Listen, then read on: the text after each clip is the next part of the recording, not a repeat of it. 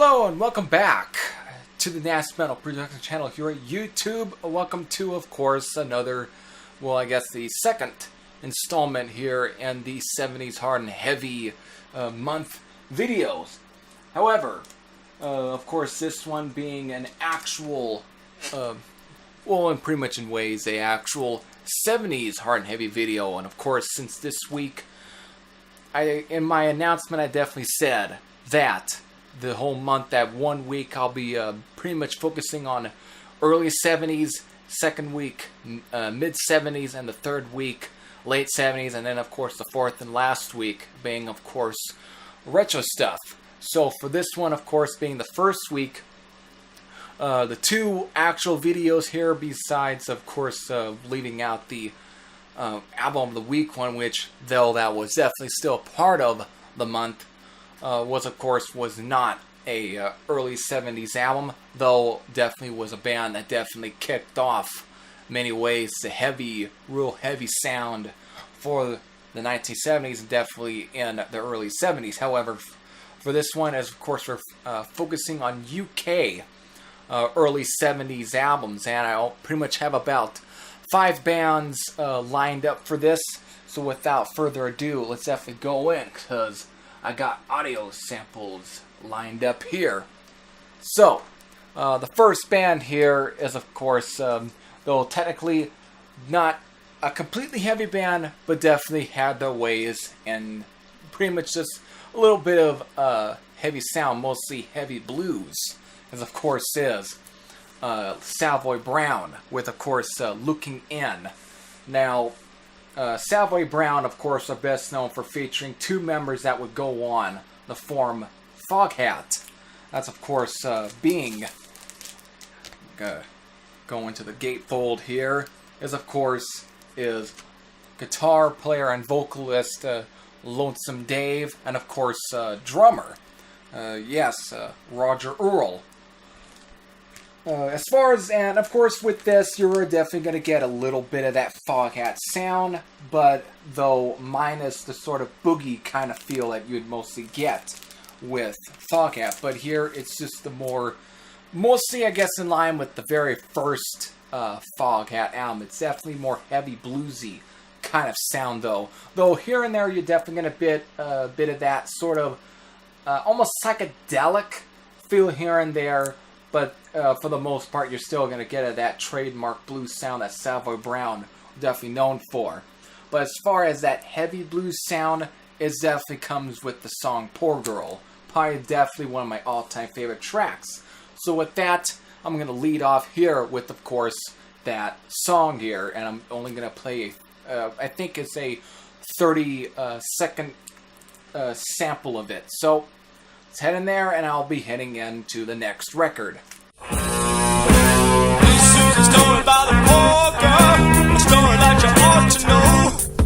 She lived all alone in a one-room flat on the street where the lights are low. And every night about the same time, she go put the flat rags on. Go to the place where everyone goes to boogaloo all night long. She's a poor girl.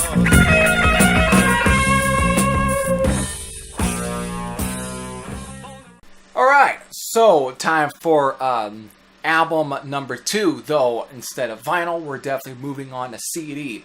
And that is, of course, is with the third album from Budgie, Never Turn Your Back on a Friend. Definitely an example of definitely early 70s metal.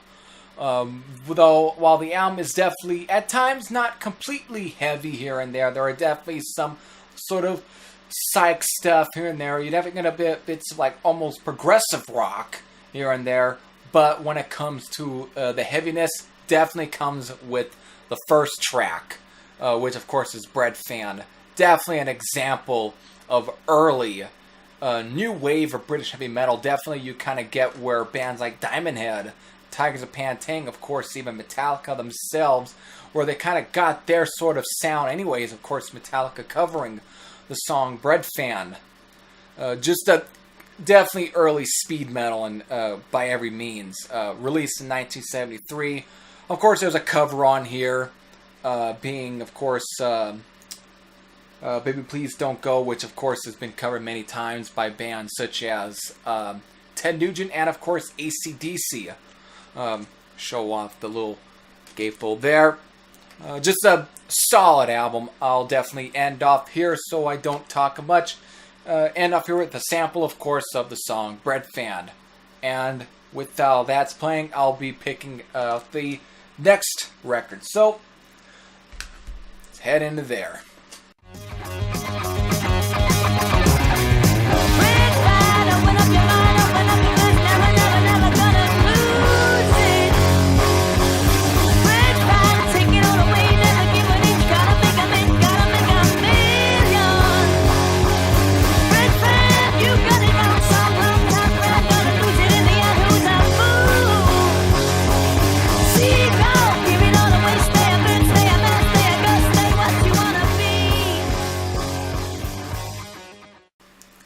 Alright, so, time for the third record here. Here we, of course, got Demons and Wizards from Uriah Heep.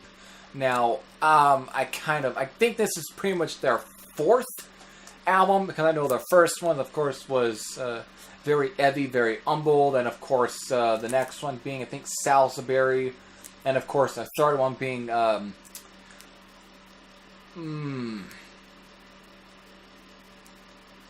God, I all of a sudden just kind of forgot a bit of that. Actually, I don't want to spend too much here, but in this compilation it actually tells. Yes, this is, of course, this is our fourth album, but it's, all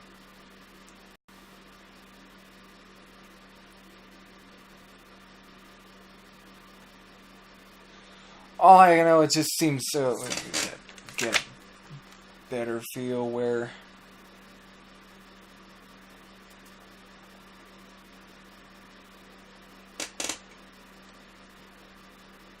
you know, you definitely are supposed to look up this information before you actually go in and talk about some of this. But the album's right there. But this, of course, Demons and Wizards is, of course, their fourth album, and it's definitely a classic record for sure. Definitely, again, probably next to Budgie, definitely having some real early metal moments here and there. Though you're definitely going to get a bit of that almost progressive rock sound here and there, but for the most part, this is definitely a early heavy record. Definitely just made songs like The Wizard, Traveler in Time, Easy Livin', Poet's Justice, and Circle of Hands, and on the next one, Rainbow Demon, All My Life, and of course also the longest song on the sound being Paradise the Spell, being basically clocking at 12 minutes and 41 seconds. Just a completely great album. So I'm going to stop talking and basically play you a sample of the song Poet's Justice. So that's playing, and I'll be getting into the fourth album here. So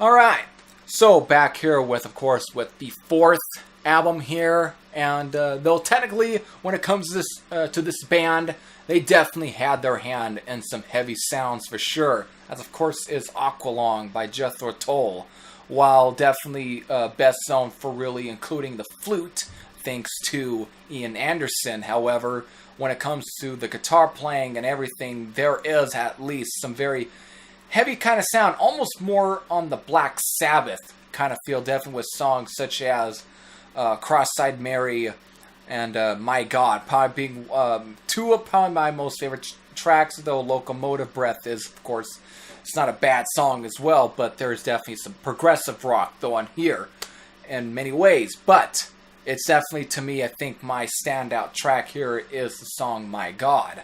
And, of course, My God, it definitely is a pretty damn good track, though I definitely love it all the way through. But definitely a early heavy record for sure, but when it comes to sampling, I will definitely sample the song My God. Of course, this is the 40th anniversary book edition of the album, though basically I don't want to talk about too much about pressings here, but it is a 4-disc, one disc being the album itself, the second disc being the associated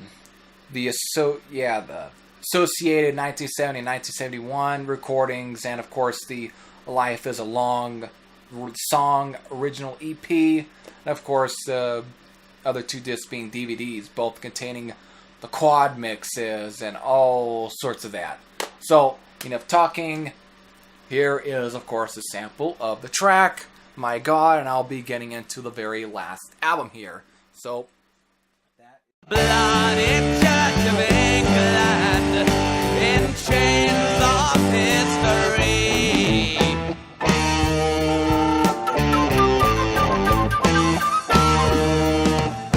Request your earthly presence at the vicaric for tea.